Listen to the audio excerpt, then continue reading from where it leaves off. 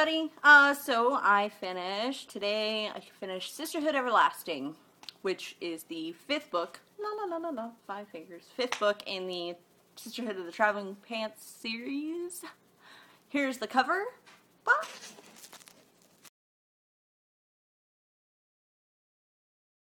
Okay, so that's it. I actually don't have the back of the book to read to you, and I don't have it on this other phone to read to you, so I don't really have anything to read to you. But if you've read the Traveling Pants series, you know that there are 4 friends. 4 friends. There's Bridget, Tibby, Carmen, and Lena. And they had magical pants that fit all of them. They kind of swapped them around their first summer together, and they're like 4 summers together or whatever. And so it's the story of 4 friends that have been friends since birth, basically. And this is their story 10 years later.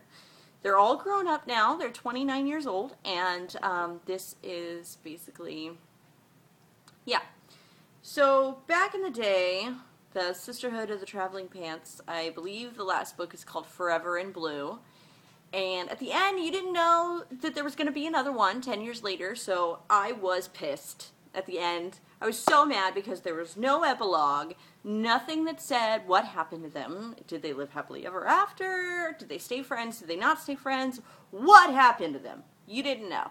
So now, this book, 10 years later, explains what they've been up to. Carmen is a famous actress living in New York. And Bridget lives in San Francisco with Eric, and if you read the series, you know about Eric. And Tibby moved to Australia with Brian. Again, if you read the series, you remember Brian. And Lena is teaching in Rhode Island. But she still has a special place in her heart for Custos. I almost called him Cuscos. Been watching too much Emperor's New Groove.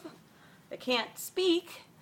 Anyway, so I was expecting a feel-good novel about 4 friends, best friends forever.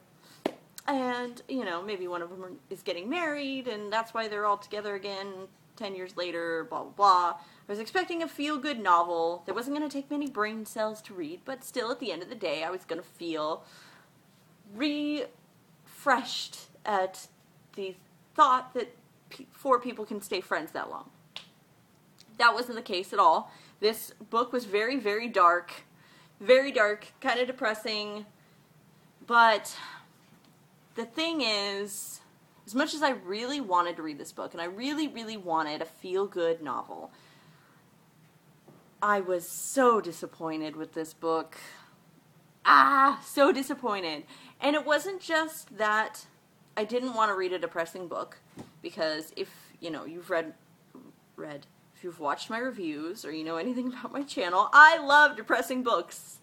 I love to cry, I love to feel the emotions. I'm all about it. But this book was a very sad attempt at a depressing book, I think.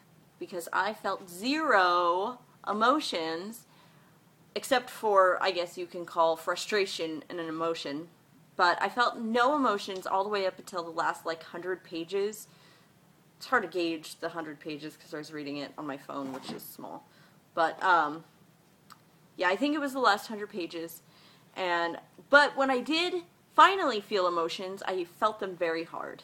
And I was reading it this morning at Starbucks, and I was sitting there silently wiping my tears outside and hoping that nobody was looking at me. But, yeah, so I did feel the emotions hard once I felt them. It just took a very long time to get there. It was actually painful to read this book. I was like, I really wanted to get through it because I knew it was probably going to have a very heartwarming ending. And it did. But, so I really had to power through this one. And that makes me very sad because I really, really, really, really, really wanted to enjoy it. And I didn't. I'm glad that it's over. That sounds so horrible. It wasn't that it was that terrible of a book. It just, I don't feel like the author should have taken it there. I feel like, or, you know, if she was going to take it there, I felt like it was it was dragging on. Anyways, if I'm going to rate this book, I'm going to rate it 3.5 stars. I know that sounds really harsh because I'm always like 4 stars, 5 stars, blah, blah, blah, blah. But I did not think this book was that great. If you've read the Traveling Pants series, then you should read this book because you should finish it up, the series. But if you haven't read the Traveling Pants series, I'm not going to tell you that you need to read all of the books so that you can read this very important book, because it wasn't important. The whole series really isn't that important. I liked it because it was feel good and it made me happy, but this book is not feel good, but it's not, I don't know, it's not gut-wrenching either. I don't know. So, if you have read the Traveling Pants series and you think I'm being harsh, feel free to write in the comments below. If you think I'm spot on, again, write in the comments below. If you haven't read it, then you could, I don't know, say whatever you want, I guess.